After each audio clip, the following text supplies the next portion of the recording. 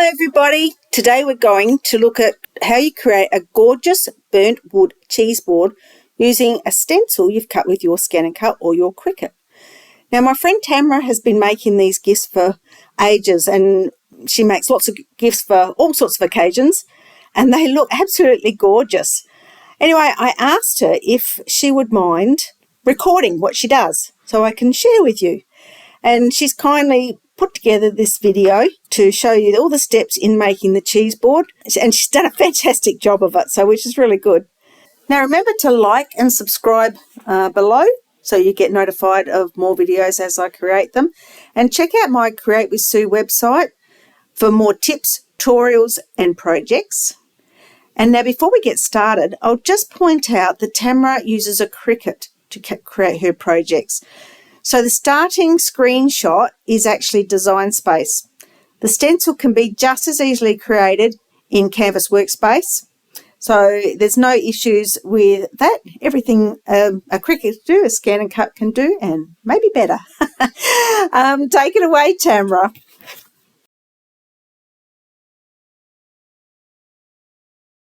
So this is the design that I made up for my board that I'm going to burn into it, and this is what I want it to look like. So I want this part of the bottle to be black, I want the drink part to be black, the outline of the cheese, etc. So that's my design. This is the stencil all cut out.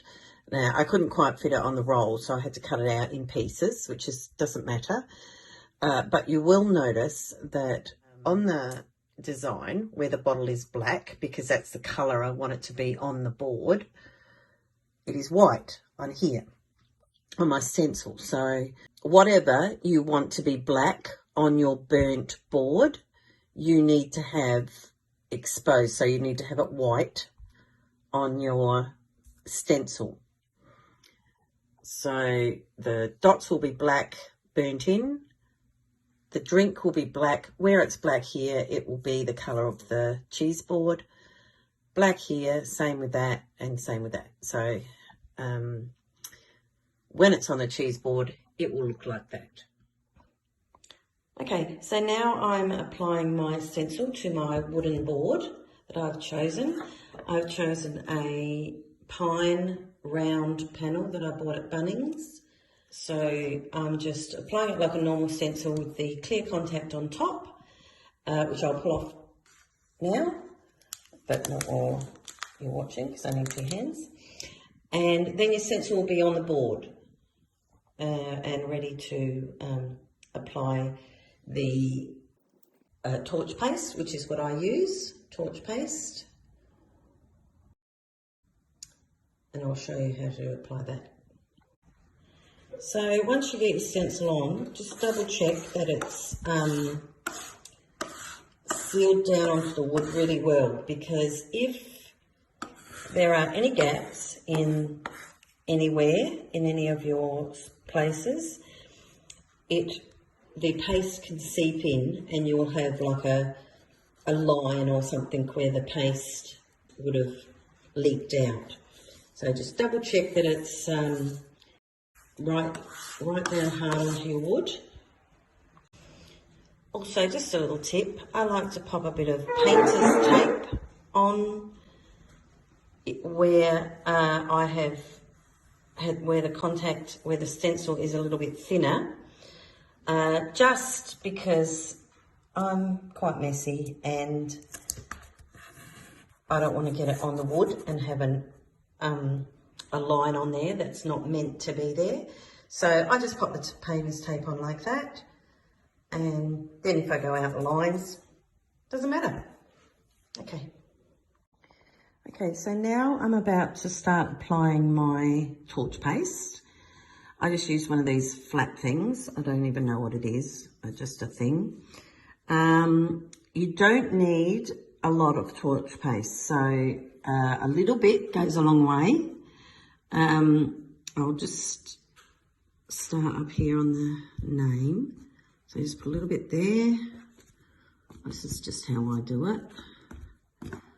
Okay. Now you just colour it in, covering all the wood.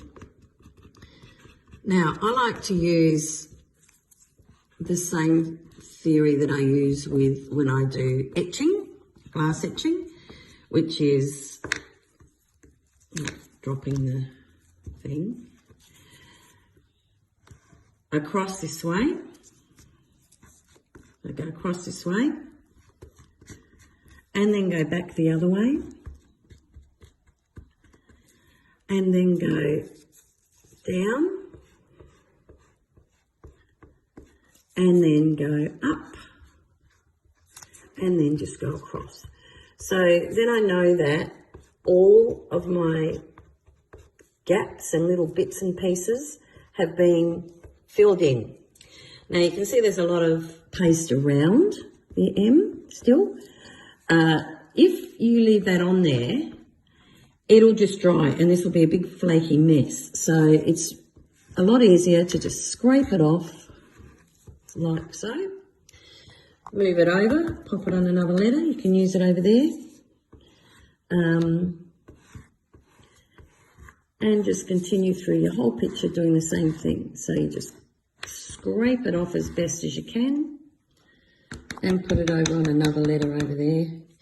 You don't need a lot. It will, this will dry quite nicely. You will see in a moment.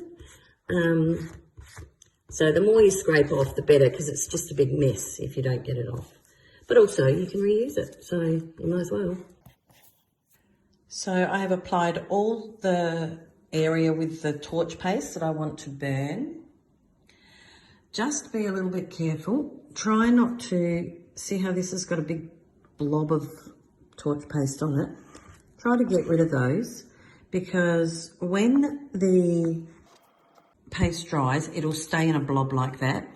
And when you go to burn your design, there'll be a big blobby piece of black sort of ash, which can spread over onto the wood and make a big sort of mess on your wood. It's easier to just make sure you try not to have any of those on there, and then just let it dry. I usually leave it for around an hour, and then I'll come back to it and we'll peel the stencil off and burn it. Okay, so just so you can see, the torch paste has dried and it dries to a flaky sort of finish like that.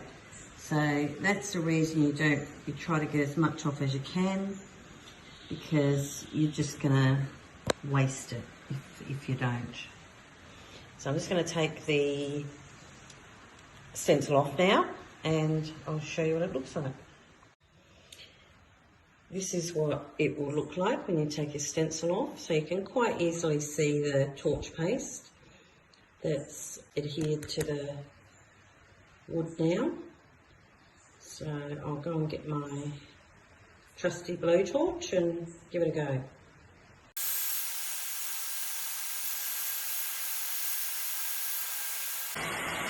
So there we go, there's the, we'll just continue on like that with the whole board. Gradually, this is what the board looks like once it's finished.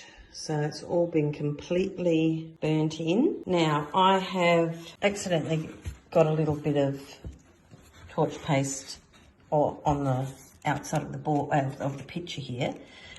I don't worry too much about it. I just got a little piece of sandpaper. Go the same way as the wood is. And give it a bit of a scrub. And it's all good. I can't even really see it. Now I oil my boards, so I will show you that next. Also, these boards are stuck together pieces of wood, so sometimes the glue will melt when you're doing it. That's just the glue, don't worry about it. Once you put the oil on, you probably hardly even see that, so wouldn't worry too much. Go to the oiling part now. Now you can see that I have drilled holes in the sides of the tray because I'm going to put handles on it. So I've got a handy tool called a husband, because I can't drill a straight hole to save my life. If you haven't got one, it doesn't matter. You can have a go yourself, but I've got one, so I used it. So I've got the 4 holes in there ready for the handles, and now I'm going to oil it. This is the oil that I use. It's timber and benchtop oil, so it's food safe. I just got it from Bunnings. If you're wondering what I've got this tray on, it's my trusty laundry basket trolley. It just sits it up there nicely for me, and I can reach all the sides and everything. So just using a paintbrush, apply your oil as so, until you have covered all the tray. I do a couple of coats on there, and then I turn it over and do the back. So this one I have personalised on the back, so I've also put a thing saying the year that I've given it to the person, the gift, and who it's from. It's up to you, you don't have to do that if you don't want to. I'll show you when I'm finished oiling the whole thing. That is 2 coats of oil, quite a difference in colour, hides most of your mistakes. And now I'm going to go and screw my handles in it when it dries a little bit, and I'll show you the result. And so here is our finished tray. I've put the handles on it, screwed them in. It just makes it easier to pick up when it's got heaps of stuff on it. I'm assuming there'll be heaps of stuff put on it. So all of the burning is, like, you can hardly see if there's any mistakes. The little bit of glue that we had before, you can barely see it. And it looks absolutely fine, and I'm sure that Monique is going to be absolutely thrilled. So there you go. Thanks, Tamara. Hasn't she done a great job? I was super impressed with what she sent me. Now, I spoke to Tamara after she completed this, and she had a few extra tips. So head over to my website. I'm going to include some tips that she's given me in a tutorial that I've written there, and also some links to some products that she's used. I'll also put them in the description below, so check them out there, and I'll talk to you next time. See you later.